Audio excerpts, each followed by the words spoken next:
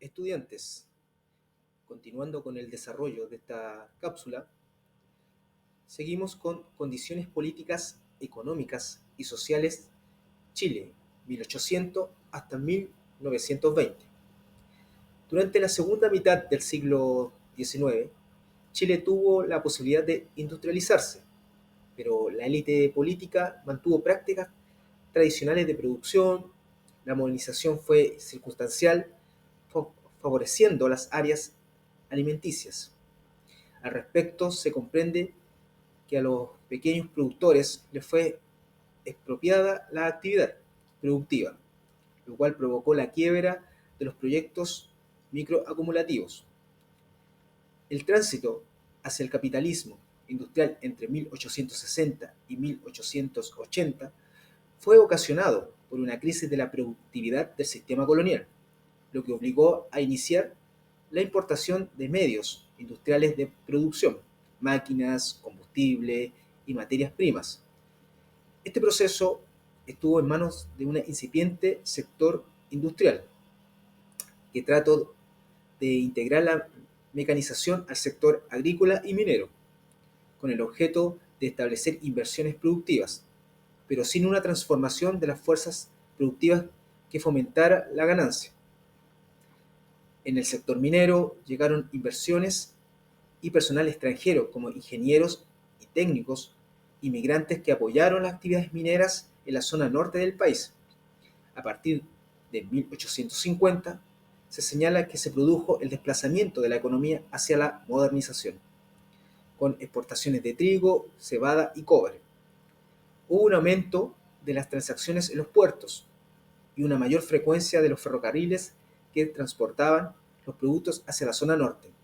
Sin embargo, los problemas se presentaron en torno a la mantención de un adecuado intercambio de mercancías extranjeras. A pesar de ello, no hubo un fortalecimiento de un mercado interno, lo que se agudizó con la crisis económica de la década de 1870, perjudicando la modernización de la industria.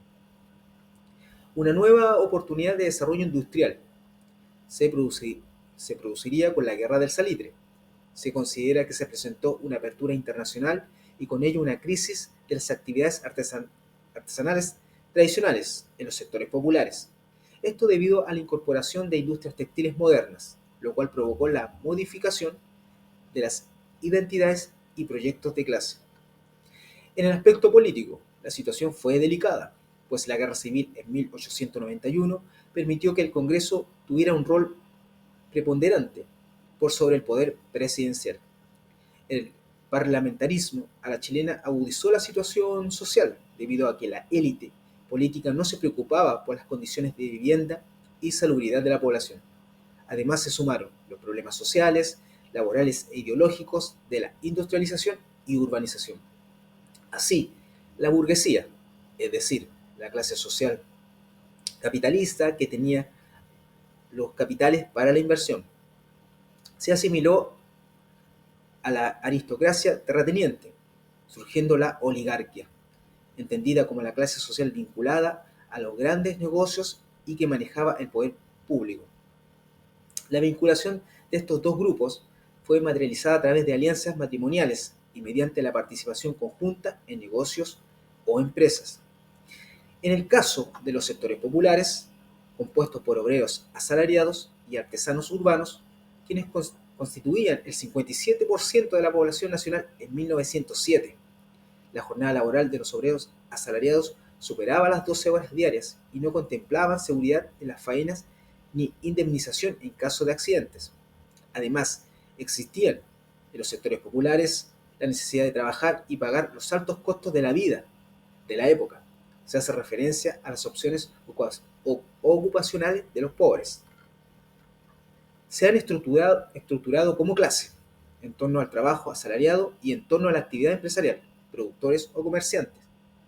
Esto restó homogeneidad a su identidad de clase, pero incrementó su sentido de autonomía y su capacidad de construir tejido económico, social y cultural alternativo.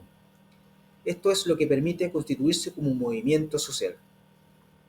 Los sectores populares no son homogéneos, se vuelven autónomos, lo cual constituye un nuevo ente social en el contexto del sistema económico liberal imperante. Sin embargo, a pesar de la autonomía, sigue predominando el trabajo peonal, es decir, el trabajo a contrata y nominalmente asalariado, premecánico, normalmente forzado, casi siempre transitorio, objeto de castigo físico y con un salario expresado en deudas insaldables, raciones alimenticias o dinero de almacén monopólico, las fichas. Estos sectores buscaron soluciones a sus necesidades de vivienda y salubridad con el objeto de mejorar sus condiciones de vida. Como cuestión social, sería una crisis de los sectores populares respecto a sus condiciones de vida. Por ello buscaron establecer formas de organización, así como las respuestas que, desde los grupos dirigentes, se ofrecen a estos nuevos movimientos, que deben integrarse con las formas de organización y la demanda a las soluciones.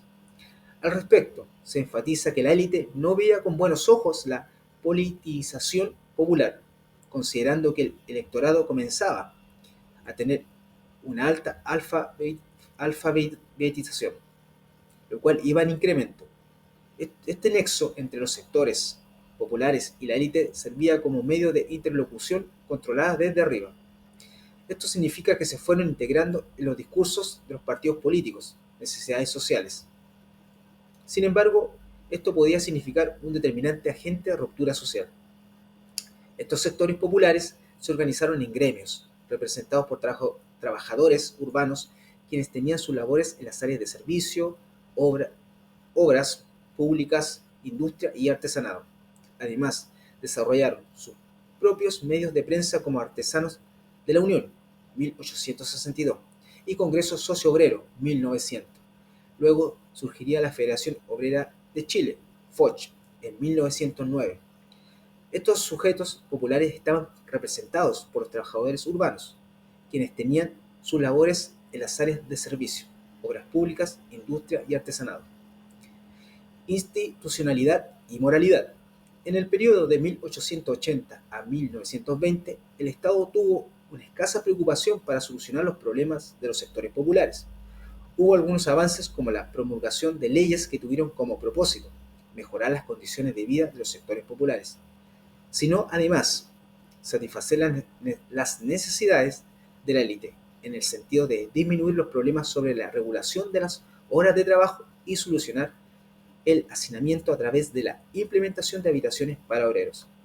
En 1891 se promulgó la Ley de Comuna Autónoma, primer intento del Estado por solucionar los problemas de vivienda e higiene de los sectores populares. Ayudó a regular las atribuciones sobre aseo, ornato y salubridad, prohibiendo la construcción de ranchos y regularizó la situación de los conventillos en las ciudades. La policía de salubridad, por ejemplo, tenía la obligación de conocer todo cuanto se refiere a la higiene pública y estado sanitario de las localidades, y especialmente, primero, proveer el barrido, jardines, paseos y demás lugares de uso público, impidiendo en ellos acumulación de basuras y derrames de agua. Segundo, reglamentar el uso y la construcción, nivelación y limpieza de los desagües, acequias y cloacas y de los canales y acueductos. Y tercero, dotar de baños públicos gratuitos a las poblaciones y proveerlas de agua potable, determinando su distribución y estableciendo fuentes y pilones de uso público gratuito. En las zonas rurales o semirurales como Chillán, la precariedad de las viviendas era un factor que condicionaba la calidad de vida de las personas. Muchos vivían en medio de la inmundicia y ha contribuido a enfermedades como el cólera. Condiciones de convivencia de las personas en torno a la carencia de higiene y salubridad. En Chillán había meses del año en que el agua no alcanzaba a subir a los estanques de los excusados y en cierto punto de la ciudad escaseaba para beber. En los sectores rurales o semirurales de la provincia, las acequias y los pozos no se limpiaban con regularidad necesaria, provocando que en ocasiones sea imposible de beber. En 1895, misma ciudad, Chillán, las autoridades locales presionaron a través de ordenanzas a la población para mejorar las condiciones de higiene y salubridad. Al parecer, las medidas no fueron efectivas. En 1904 continuaban los problemas de salubridad. Los habitantes efectuaban los derrames de aguas servidas y basura al estero, las tocas.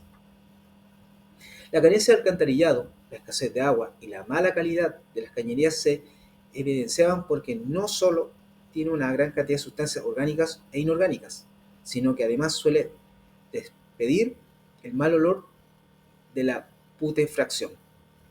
Otro aspecto importante de la ley de 1891 fue el cambio de los materiales de construcción de las viviendas, que prohibió la construcción de ranchos o casas de quincha y paja dentro de ciertos límites urbanos y fomentar la construcción en condiciones higiénicas, de conventillos o casas de inquilinato para obreros y gente pobre, formando el efecto planos adecuados u ofreciendo exenciones y ventajas a los que sometan a ellos.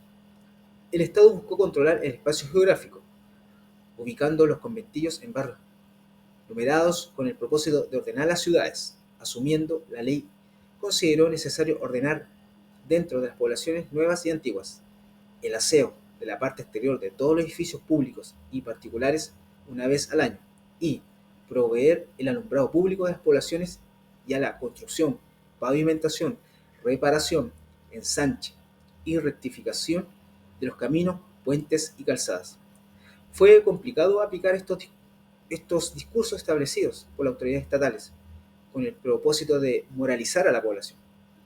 En ciudades con características rurales como Chillán, sin embargo, a comienzos del siglo XX, una política modernizadora fue el Consejo Superior de Habitaciones para Obreros. La ley de 1838 favoreció la construcción de habitaciones higiénicas y económicas, así como su arrendamiento a los obreros o su venta al contado, por mensualidad o por amortización acumulativa.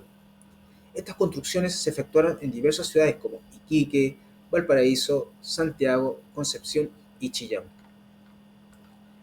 Aunado a esto, la Iglesia Católica, a través de la encíclica Rerum Novarum, la carta del Sumo Pontífice León XIII, dio a conocer su preocupación sobre la situación de los obreros. En este documento la Iglesia solicita que el Estado ayude al necesitado, pero no al ocioso. Ambas clases, tanto ricos como proletariados, se necesitan mutuamente, ya que una sin la otra no podría existir. Por este medio, la religión sería la forma de unir a ricos y pobres.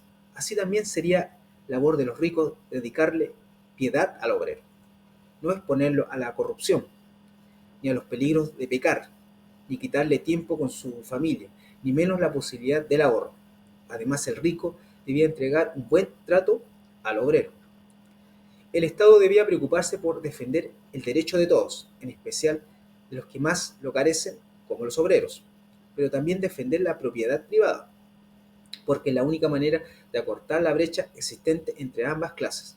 Además, debe cooperar para llegar a los más necesitados, promoviendo la justicia tributaria, el respeto a todos por igual, sus derechos e intervenir en el momento que sea necesario, fomentando el bienestar moral y monetario del obrero.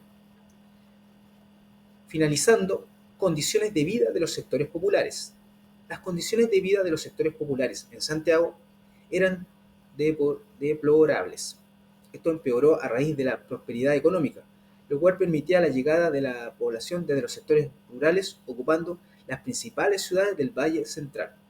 Se explica que los problemas que se presentaron en las principales ciudades de Chile se relacionaban con las inversiones públicas y privadas, así como con los precios de los arriendos de viviendas para los sectores populares. También informa sobre las reacciones de las autoridades frente a los problemas urbanos. Por ejemplo, la ciudad de Santiago, para 1880, poseía una alameda rodeada de locales comerciales y mansiones, en contraste con la vida de los pobres, en la que primaba el hacinamiento y las enfermedades. En 1879 se intentó efectuar una política modernizadora urbana, que exigió mejorar las condiciones en cuanto a orden, infraestructura y condiciones de higiene a quienes ofrecían arriendo. Esto posibilitó agrupar las viviendas en tres tipos. Primero, cuartos redondos, habitaciones sin iluminación ni ventilación, por lo que a menudo causaba la muerte de sus habitantes debido a la nula oxigenación. Segundo, ranchos, cuyo origen se encuentra en el mundo rural, inspirados directamente en las rucas indígenas y construidas con materiales precarios, adobe y techo de paja. Y tercero, conventillos, un conjunto de piezas alineadas a lo largo de una calle que al mismo tiempo servía de patio o como espacio común para los que habitaban en dicho lugar. Estas construcciones eran casas y hogares de piezas estrechas, pisos naturales o mal enladrillados, techos sin cielo y reducido a veces a una simple lámina de calamina, puerta mal ajustada, patio estrecho, charcos de agua sucia y corrompida, los cuales poseían en su interior una lámpara de querosén o un brasero. Los conventillos o piezas eran también lugares de trabajo para pequeños artesanos, sastres, zapateros, costureras, planchadoras y lavanderas. Si la pieza daba para la calle, se armaba una cocinería. Es importante destacar que las viviendas de los sectores populares se construían en las cercanías o anexadas a las fábricas. Su propósito era favorecer la disciplina y circulación de los trabajadores. Aunque se avanzara en el aspecto económico-social, la nueva habitación obrera presentó diversas realidades que impidieron que se desarrollara la vida de forma normal en ellas.